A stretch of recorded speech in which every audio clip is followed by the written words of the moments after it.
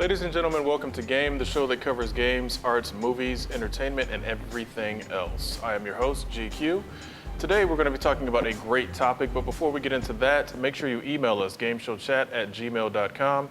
Follow us and interact with us on Twitter @GameShowChat, and check out our Instagram, GameShowPics. You will definitely want to see all the crazy pictures from the set and some of our travels around the world of comics and games and arcades and everything else that we do.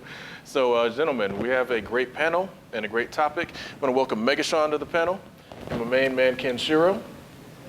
Why am I always paired with this guy? It happens, man. That's just how things go. You got the green team going. Need somebody to combat the Mad Titan. That's why. Hey, I'm honored to be compared to that level, the great Thanos. Thanos is definitely a good one. So speaking of Marvel, we're going to be talking about the Marvel Knights. And is there really a need for Marvel Knights anymore? And do they need to bring Marvel Knights more into the cinematic universe of what they're doing with Marvel right now? So gentlemen, game on. Okay, well, let's start first with the origins of Marvel Knights. Marvel Knights was created back in the late 1990s when Joe Quesada, who was the editor-in-chief at the time of the Marvel Comics, he wanted to create something that was a little more focused on the street-level heroes. So he had Daredevil as a Marvel Knight. I believe he had a Punisher book at the time as Marvel Knights.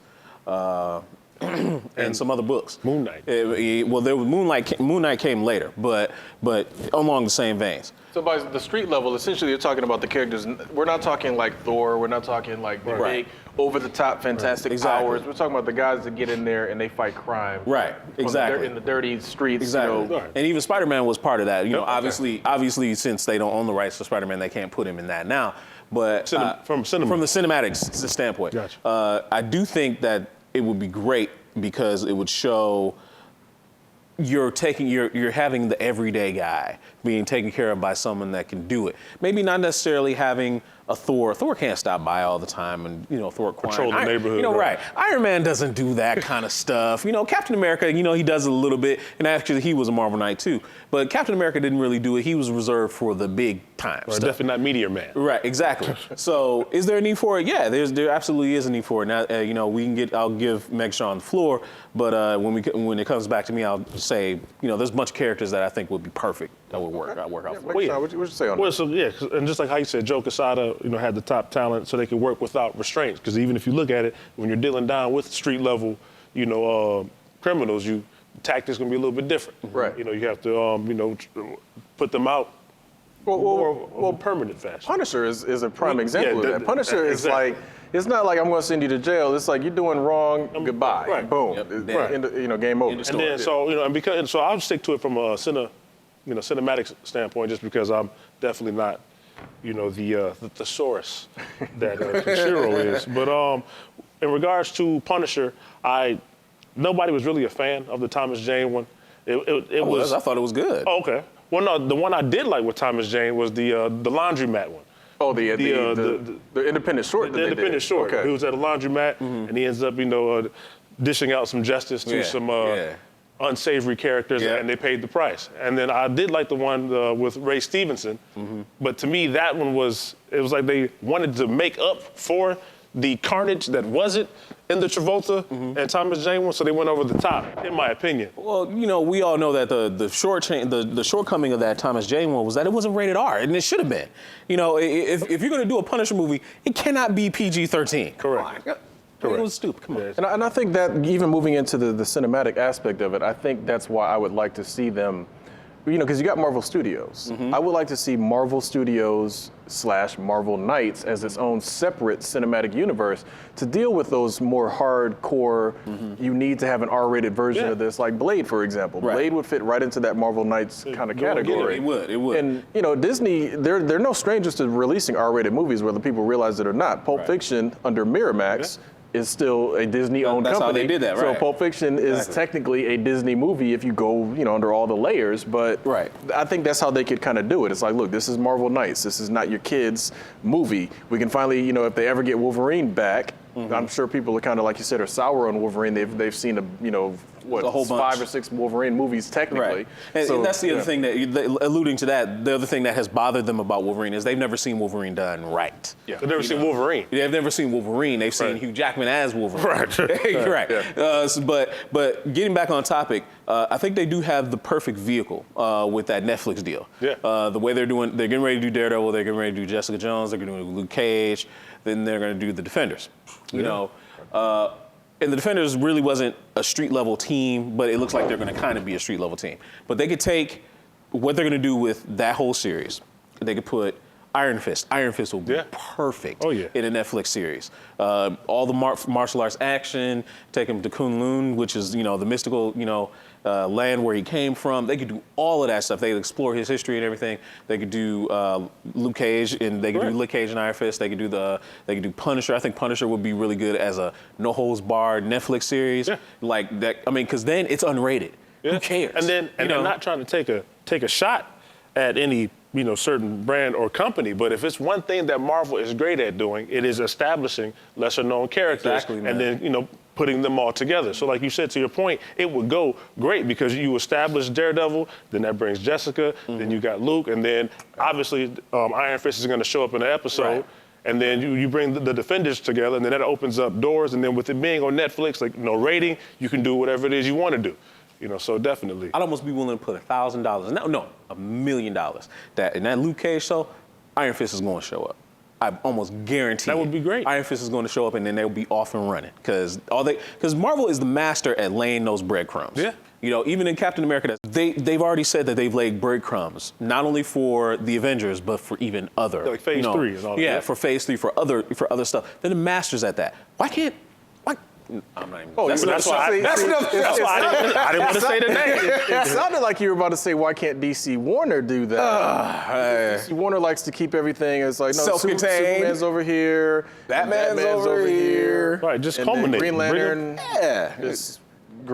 It makes sense. It makes sense. I mean, especially when it's done properly. From Iron Man with Tony Stark and Hulk. Yeah, and then having people popping in, and I'm like, oh wow, is this all connected? And then boom, $1 billion. Oh my goodness. Exactly. So and then they could, I think the Defenders could have the same success, and then even probably cashing in on the as slow as it might be, but it's coming along the Shield. Agents of S.H.I.E.L.D. because and again, like I said, I like S.H.I.E.L.D. I know a lot of the guys that make the show. We like S.H.I.E.L.D. And people are just there's not enough superheroes. It's like that's not really what it's about. It's that's not what it's about. This is the cleanup crew in a sense. So this is the advanced team that gets in there before the heroes show up. Right. So what I have no real problem with S.H.I.E.L.D. moving along at the pace, and they're putting a lot of stuff into it now anyway. I mean, they got. The thing with the Kree might be in there. Yeah. Who knows what they're doing with Skye, if she's going to possibly become put them all in together, something like that. Yeah. So just let it go. But you said you didn't have a problem. There's one thing Marvel Knights, unless it has to be done. It has to be handled. I know where you're going. Carefully. I know where you're going. Because the Marvel Knights. Come on with it. Damn it, Ghost Rider! What? Who is in charge? Marvel owns the rights again now, so they might as well. But they have to. It has to be done right. Never mind that. What about the Panther? See, okay. I didn't want to go there. Okay, no, but if they go Marvel Knights, they're not gonna go. Wakanda. They could. They're gonna go the guy who was dressed up like Malcolm X. Covering for Daredevil when he was the man. But they don't have to. I think they could do it. Well, okay. Let's just look at it from a business. Do you go, strong, powerful leader from Marvel Knights, or do you go man who distributes justice through the community? You go where you want to go because they're Marvel. Oh, well. They make money. Well, we know where they're going. They print money. We know where they're going. He'll be, what was the name of that? That the old guy in the wheelchair, the Black Panther, will be watching Mantis by the time they get there. Mantis, oh my goodness. Way back on that one. But realistically though, the Panther, You know, if it would have, well, I guess technically it was around, but I mean, from a cinematic aspect, Blade would have fallen under the Marvel Knights banner. Yeah. So I mean, I can see Panther, going under that same banner. But which? No. Which Blade? Wesley or Sticky Fingers? You see what I'm saying? No. The Sticky Fingers does not Sticky count. Fingers Does not count at all. Dude, period. How many episodes of that show did you watch? I watched maybe He probably has the whole box set. No, I won't even do that. I won't even do that. I won't even do that to him. Now. No, I won't even do that to him. But I mean, but that's what I'm saying is, you never know what you might get. But I definitely think Marvel Knights could and should be, the darker, brother, the Black Swan who, oh, wow, 5 years later, I didn't know Disney had a hand in this, but it's definitely necessary. Well, as long as you ain't trying to bring Brother Voodoo into this, because I know that's one of your banner favorite characters. No, I'm just saying, for one, it's Brother, and then it's Voodoo. Like, who's in charge? Fair enough. I'll say this as a wrap.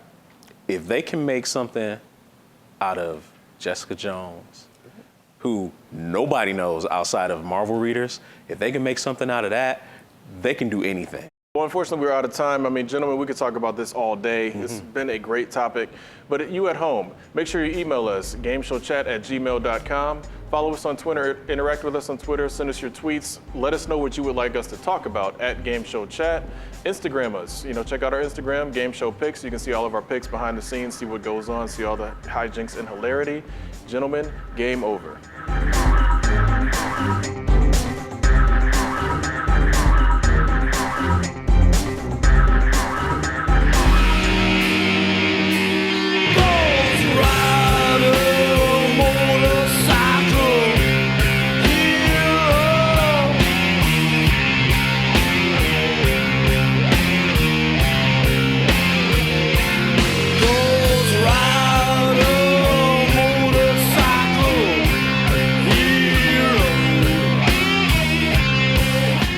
Call him this in. Put your hands behind your back.